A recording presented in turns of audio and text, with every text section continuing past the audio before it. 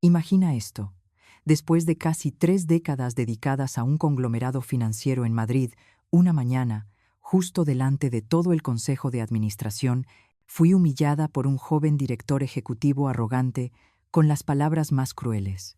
Y en tan solo 12 días, debía recibir mi pensión 4 millones de euros, por la que había entregado mi juventud y mi familia.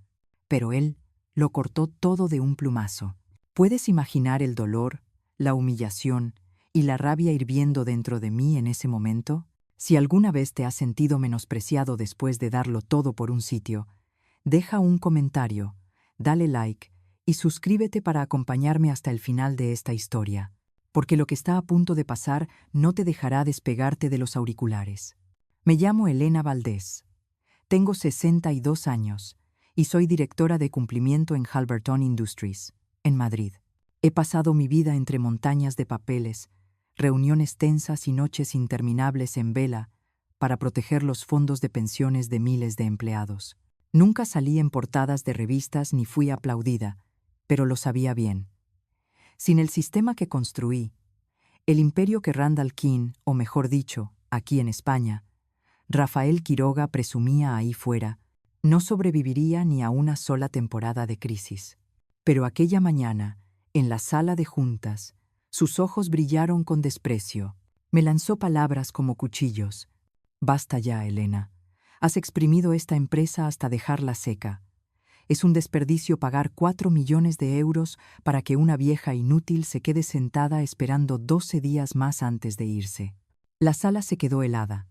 Oí arrastrarse una silla, la risa nerviosa de un joven analista y luego otra vez silencio, como si hasta él temiera haber cometido un crimen. Rafael quería convertir mi humillación en un espectáculo ante todos. Una vieja rival, Marjorie Lema, la que me disputó el puesto durante años, inclinó la cabeza, los labios apretados fingiendo lástima. Pero en sus ojos había un brillo de satisfacción. Guardé silencio, no porque fuese débil, sino porque a veces el silencio es la armadura más fuerte. Podía llamarme inútil, pero no sabía que cada cláusula, cada salvaguarda legal en cientos de contratos internacionales llevaba mi sello.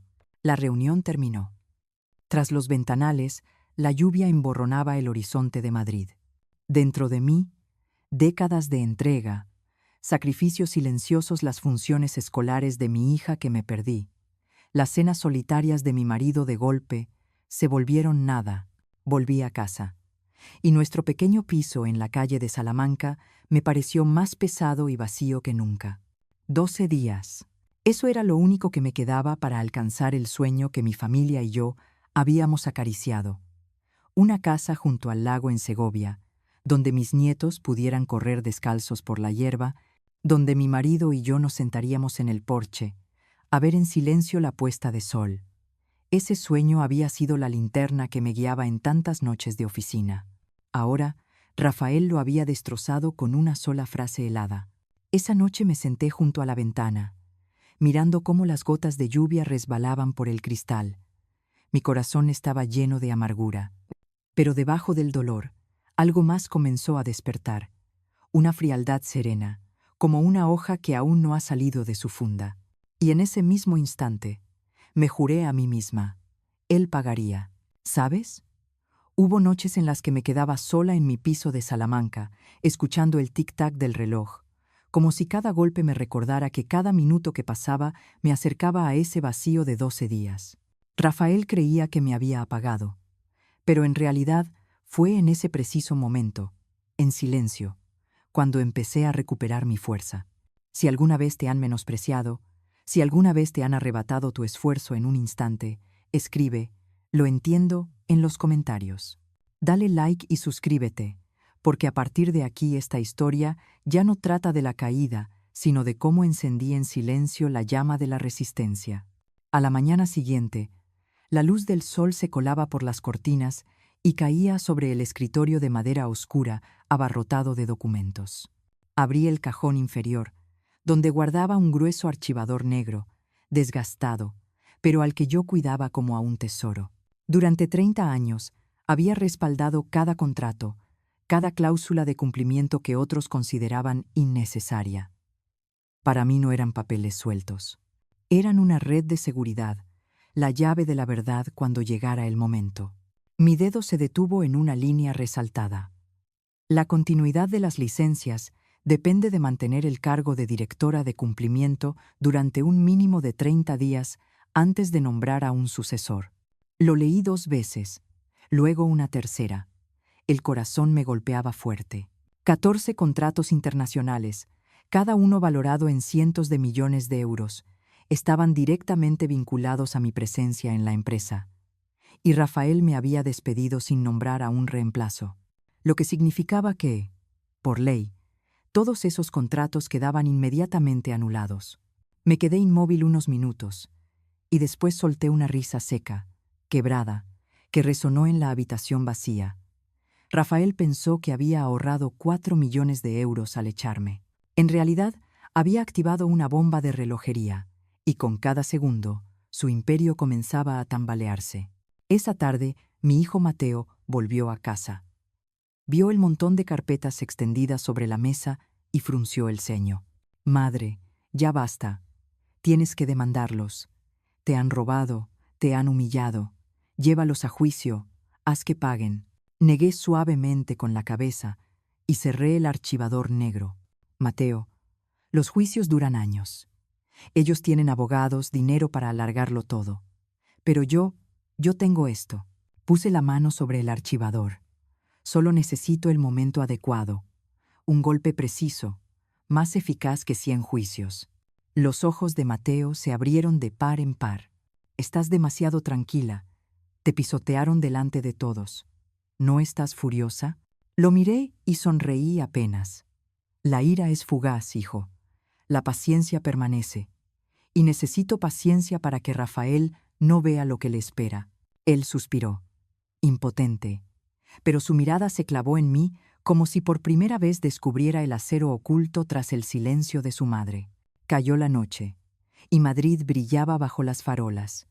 Sola con mi portátil, abrí viejos correos, informes que había guardado.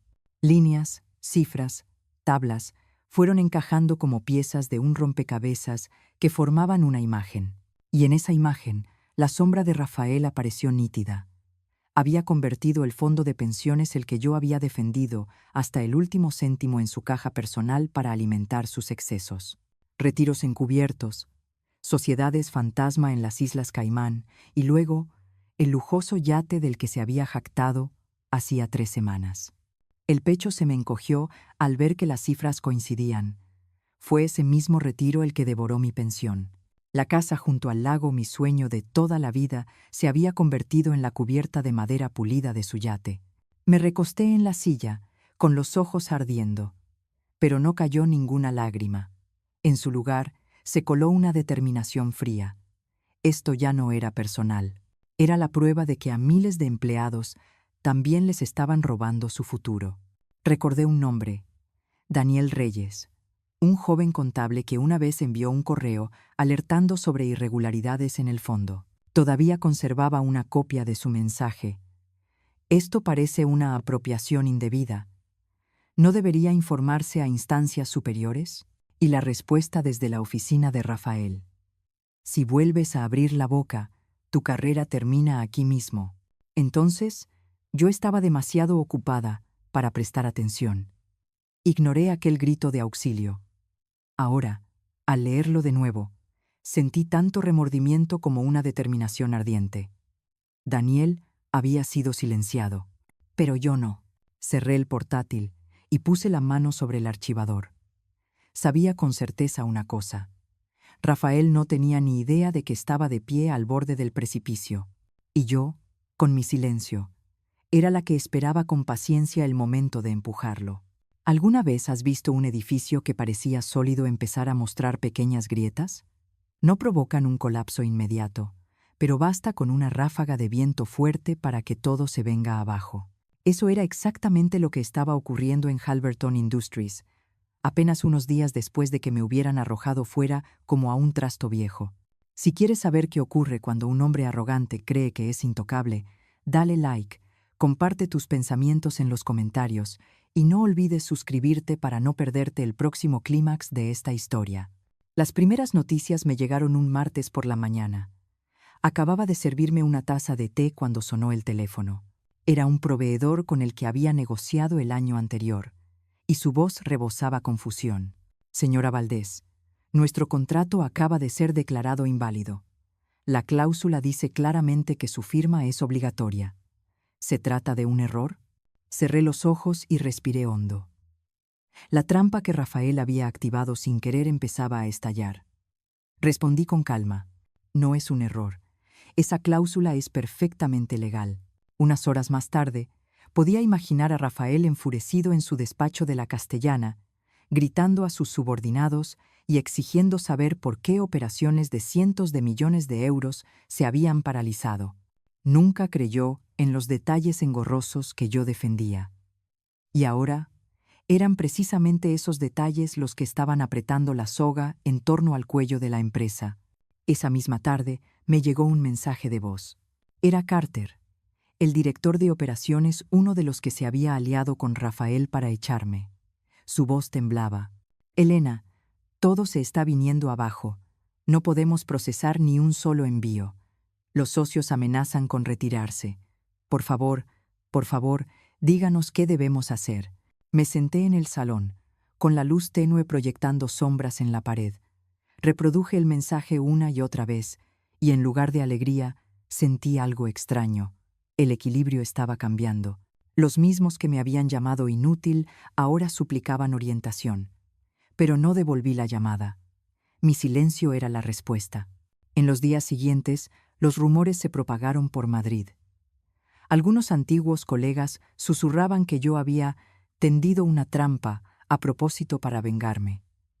Tenían miedo, evitaban cualquier contacto conmigo, pero otros me enviaron discretamente mensajes breves. Respeto. Conocía bien esa división.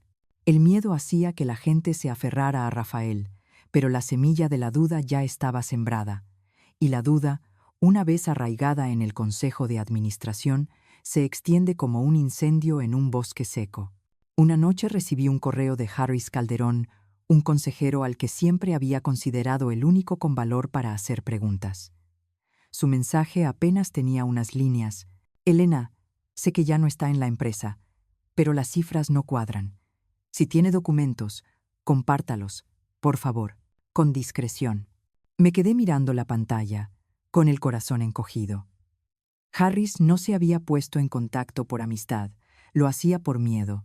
Había visto cómo se tambaleaban los números, y entendía que el brillo de Rafael no era más que un truco. Respondí con cautela. Tengo los documentos, pero los cimientos no solo están agrietados, están vacíos. Si se publica demasiado pronto, Rafael manipulará el relato. Espere, cuando llegue el próximo golpe, ese será el momento. Al enviar el correo, cerré el portátil con una calma extraña. Por primera vez, ya no estaba sola. En los días posteriores, los pasillos de Halberton se convirtieron en un campo de batalla silencioso.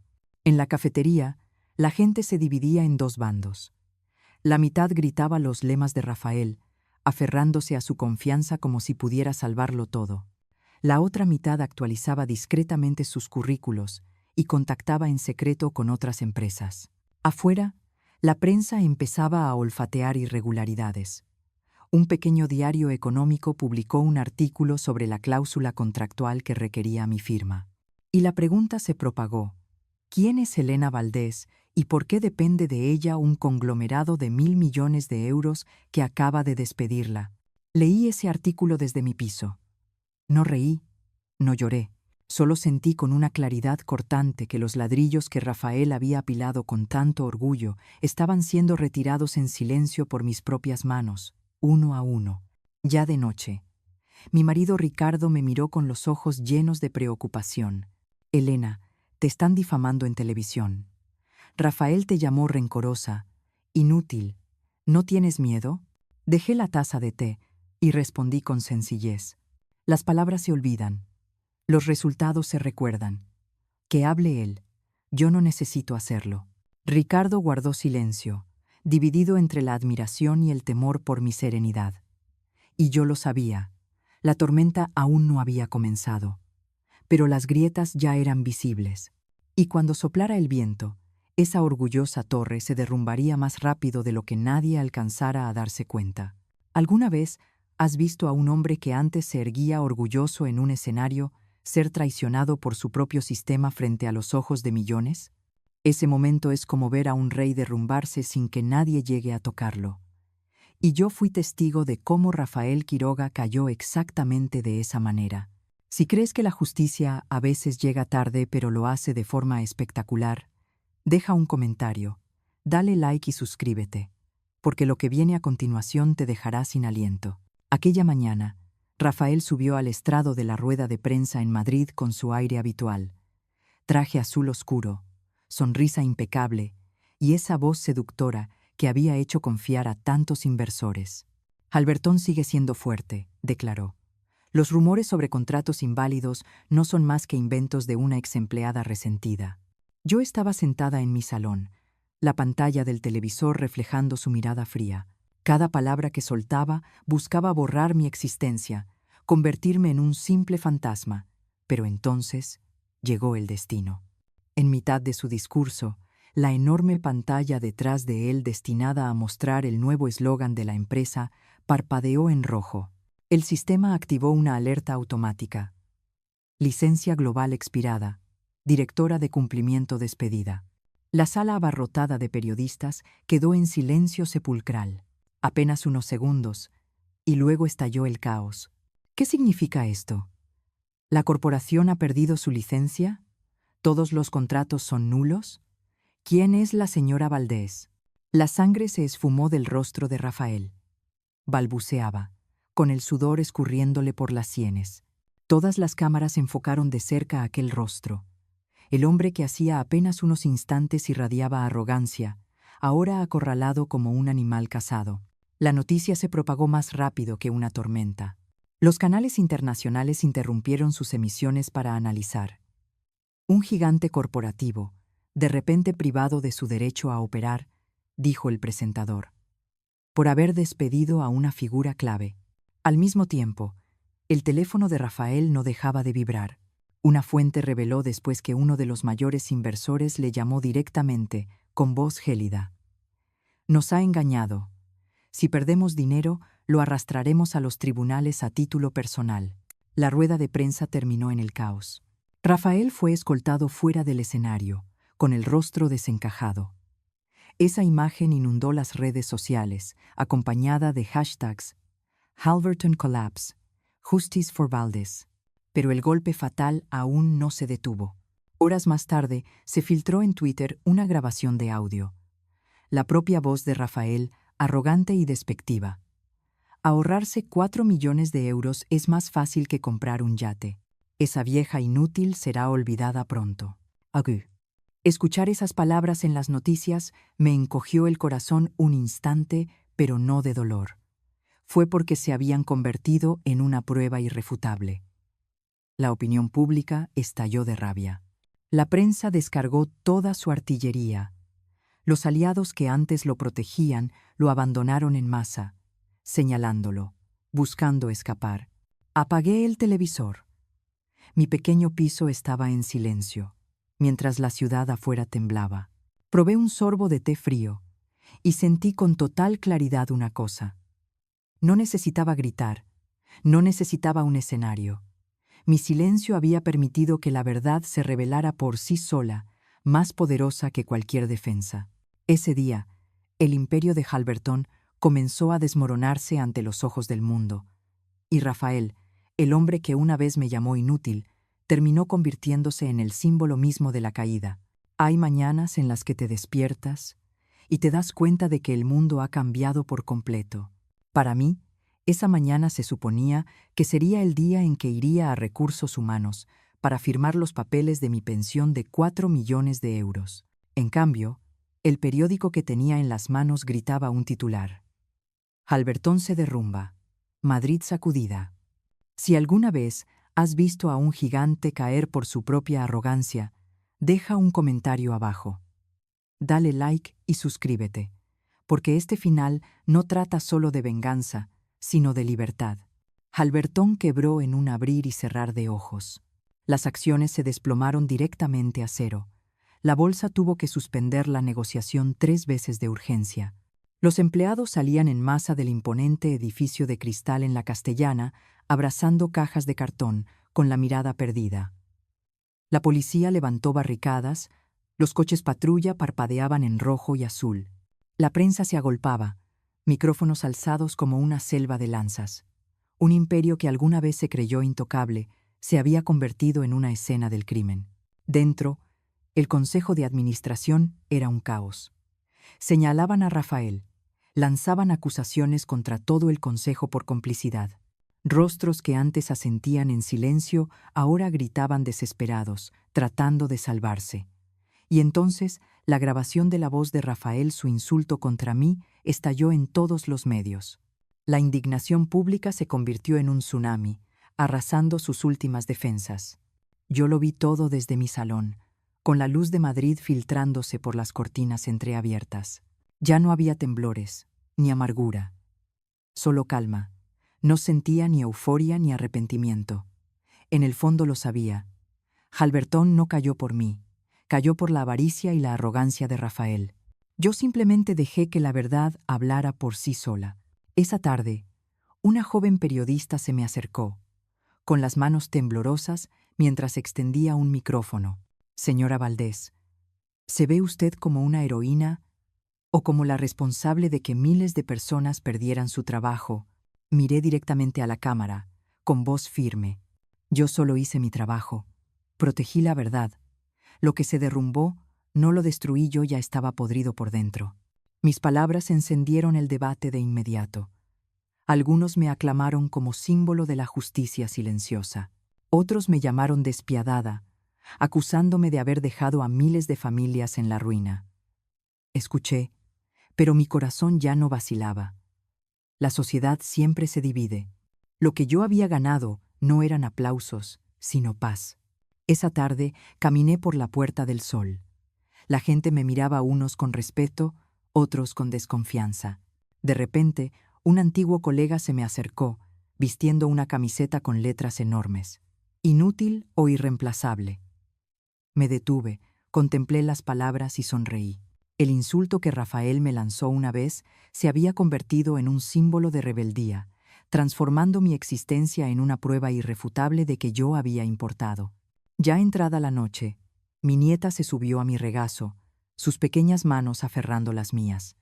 Preguntó con inocencia: «Abuela, ¿todavía podemos comprar la casa junto al lago?» La miré a los ojos claros y asentí suavemente. «Sí, cariño.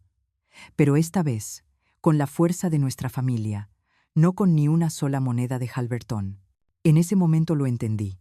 La casa del lago nunca fue la recompensa por mis sacrificios. Era un símbolo de fe, de esperanza, y aún podíamos alcanzarla a nuestra manera. De vuelta en casa, abrí un cajón y guardé el archivador negro por última vez. Ya no lo necesitaba.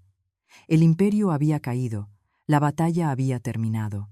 Pero lo más importante era que había recuperado lo único que Rafael jamás podría arrebatarme: la dignidad. En ese silencio, sonreí. Ya no me definían ni los 4 millones de euros, ni un yate de lujo. Yo era Elena Valdés, la mujer que eligió callar en el momento justo y dejó que la verdad rugiera en su lugar. ¿Y sabes qué? A veces, el silencio es la respuesta más afilada de todas. El silencio de aquella noche me envolvió como un manto suave. Ya no había gritos, ni insultos, ni la sombra de Rafael persiguiéndome. Lo que quedaba era la calma después de la tormenta. Halberton había caído, no porque yo lo derribara con mis propias manos, sino porque la soberbia y la avaricia habían corroído sus cimientos desde dentro. Yo solo abrí la puerta para que la verdad saliera a la luz. Me preguntan si me siento una heroína. No lo soy. Soy una mujer que entregó casi 3 décadas a un imperio que nunca me valoró.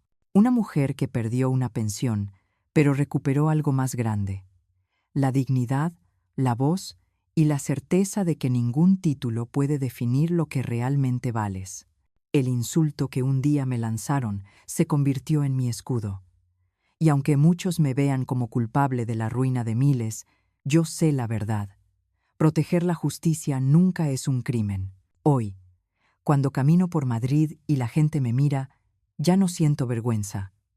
Siento libertad. La casa junto al lago aún me espera, no como premio de una empresa corrupta, sino como símbolo de una vida reconstruida con mis propias manos, junto a mi familia. Quiero dejarte este mensaje. Nunca dejes que otros decidan tu valor.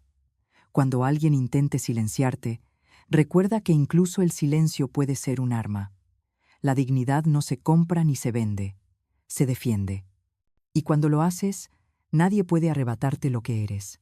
Si esta historia te tocó, si alguna vez sentiste que te arrancaban lo que era tuyo, cuéntamelo en los comentarios.